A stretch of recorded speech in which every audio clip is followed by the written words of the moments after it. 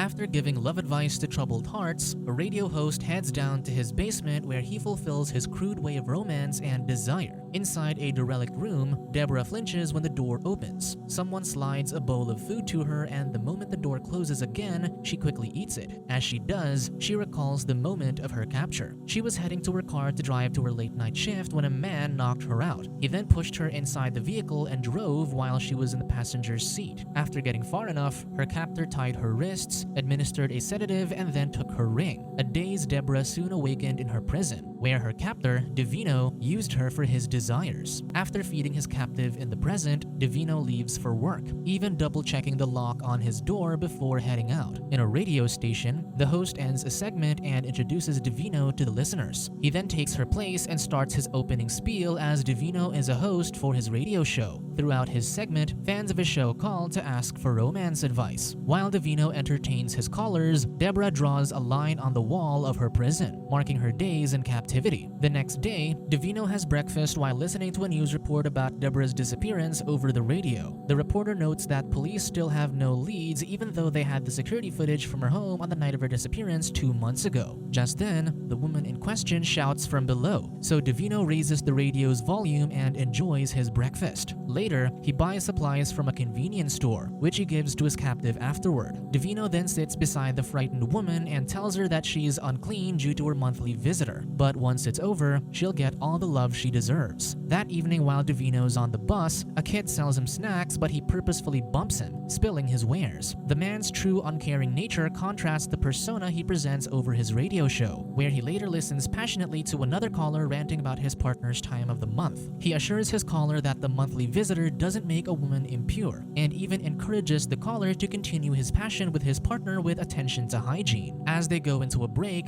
Divino's daughter calls him. She asks if he's free during the day, but he says he has freelance work, so they make plans for the weekend. His daughter then asks how he's doing without her mother, and he responds that he's doing well now that they've separated. His family is completely unaware that he avoids loneliness by imprisoning poor Debora. Days later, Divino visits the woman and tells her that tomorrow will be the day they kiss and satisfy one another. She spits at his face in response, so he wipes it off and knocks her out cold before leaving. The next morning, Divino wakes up to a woman who acts motherly and offers her services to him. However, he snaps awake from the apparent dream. To resist temptation from his dream, he goes outside and flogs himself. Afterward, he spends time cutting news clippings about Debora's kidnapping while listening to another radio show discussing her. He lovingly pastes the clipping on paper and labels the date. He then visits Debora in the basement and tells her that they'll soon talk. As Divino leaves for work, a homeless man pressed by the wall watches the man leave. When Divino returns later, he finds the woman digging with her bare hands. He scolds her for ruining her fingers, then hits her for trying to escape. He then coos her, saying he's not here to hurt her, only to use her again. Despite his deliberate crimes against the woman, the crazed host cries in the shower while scrubbing himself, as though he's disgusted by his actions. That night, he even prays before the cross, renouncing his sins and thanking the Lord for his rebirth.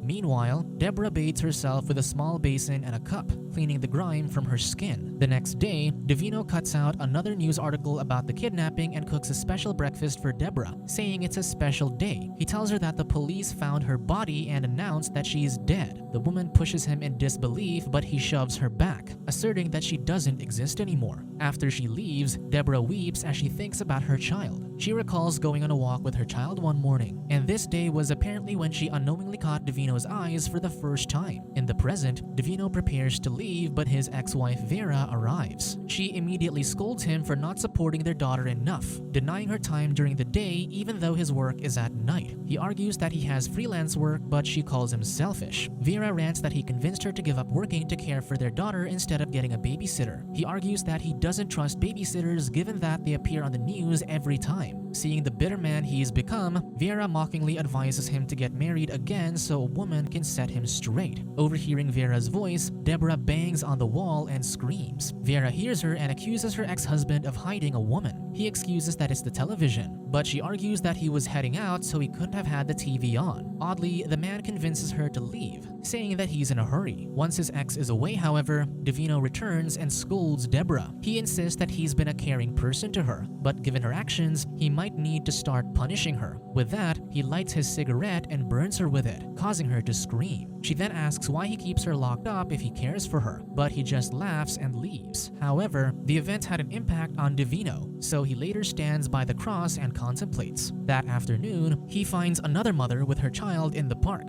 He asks permission to sit with her and sweet talks her into getting her number. During his break at work that night, he calls the new woman and arranges to meet up. After work, he meets her outside but claims that he needs to print their tickets for a show at home. He invites her to accompany him, but she refuses, suspicious of his intentions. The man then offers to let her stay outside in the night while he prints it, which the woman realizes might put her in danger too. With that, she agrees to go with him. Later in the basement, Divino storms in and gags and ties Debora up. To her horror, the man then drags his unconscious date into the room. He watches them from the camera as the woman wakes up. She recoils upon seeing Debora and removes her gag, but the captive warns her that their captor sees everything. Divino suddenly barges in and punishes his new captive in front of Debora. After the deed, he ends the woman. As he drags the body away, Debora spots the woman's phone under the pillow and hides it. That morning, Divino buries his victim's body in the woods, then smiles upon completing his work. Later, he returns to the basement to find Debora rocking herself on the floor. He hands her food, but the woman suddenly flails at him, asking what he'd done to the woman. He tells her that she was just his way to deliver his message to Debora, and the woman demands him to end her suffering as well. However, he assures her that he likes her, then throws her back.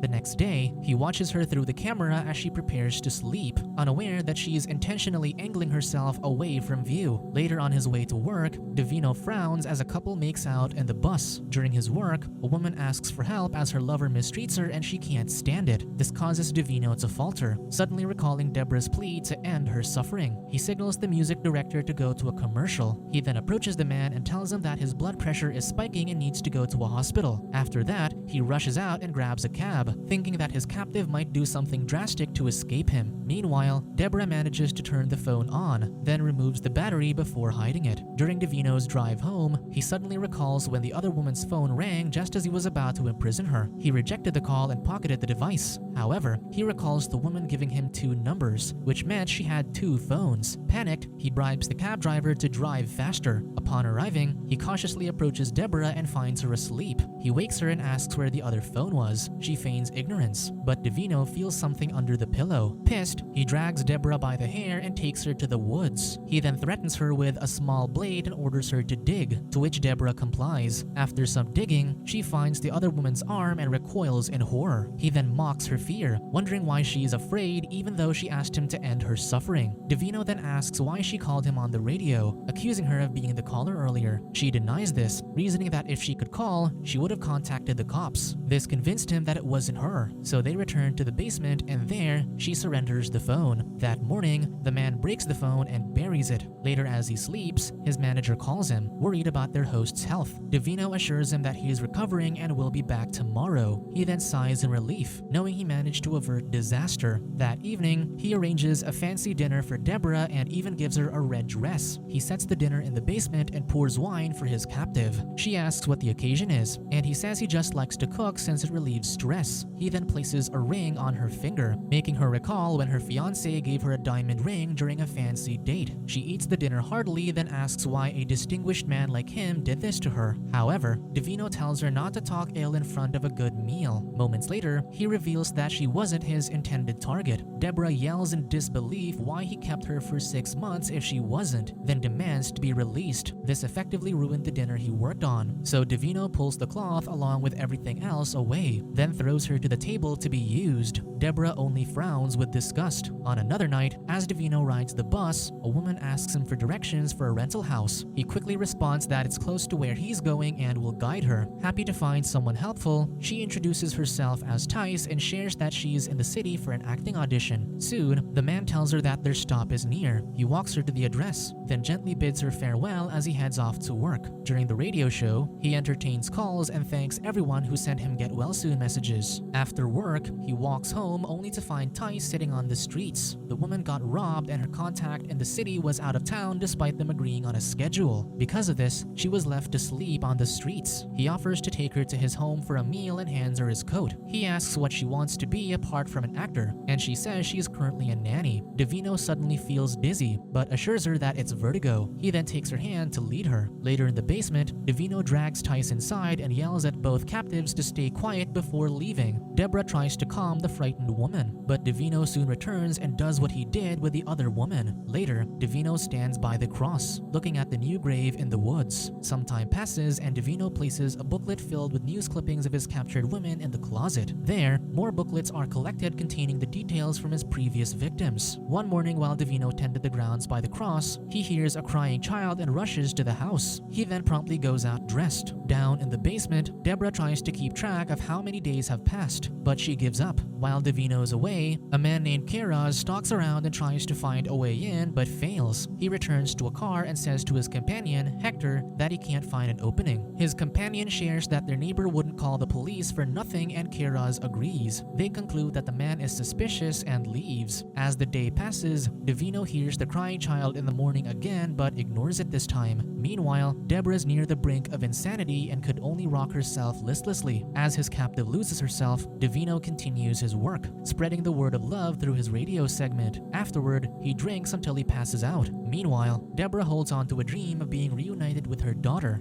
However, she wakes as she recalls that her child is now alone. Upstairs, a drunk Divino takes comfort in his booklets, talking to his past victims as if they were still alive. He then opens a box filled with stolen rings before picking one. He goes to Debora and tries to hug her while apologizing. However, the woman notices that he left the door open. She begs him to let her go, bargaining that she'll never speak of this. But the man says he's not stupid and nuzzles her. In his alcohol-driven stupor, he recalls the motherly figure from his dreams who was apparently his childhood nanny who was cruel to him. This was the reason why he targets women, specifically those who work as nannies. Debora was just mistaken for one when he saw her with her own daughter. Disgusted, the woman finally shoves him. He hits his head on the closet and loses consciousness. Debora uses this opportunity to frisk a phone out of him, but seeing none, she carefully climbs up the stairs. She looks for an exit but finds herself in his bedroom where the booklets are. She sees her name on one and opens it to find the newspaper articles. In horror, she opens all of them, seeing all his victims, then searches the small box to find her ring and leaves. Meanwhile, the two investigators are in a car outside, staking the house out. Hector tries to dismiss the loud music as Divino trying to have a personal party, but Kiraz says it's exactly what makes him suspicious. Inside the house, Debora searches for an exit but Divino tackles her. As she struggles against his grip, she manages to grab a flat iron and knocks him out with it. She finally finds the exit and runs out. Soon, the police find her and order her to surrender. Kiraz and Hector take her back to the house, only to find Divino missing. They tell her to wait for them to do a full investigation, thinking she tried to kill someone. Sometime later in the police station, the two apologize to Debora for misunderstanding her that night. They report that, based on the evidence, Divino was targeting women for 30 years. Shocked, Debora asked if there were any other survivors. Hector explains that 3 years ago, one of his captives bore a son and the two managed to escape. Their discussion was interrupted when someone called Hector. He excuses himself and Kiraz explains that they found Divino's body burned on the ground, but he left a letter for Debora. The officer said she'll be driven back to her home. Unbeknownst to them, the night before Debora escaped, Divino found the homeless man sleeping on the street and lit him on fire to fake his death.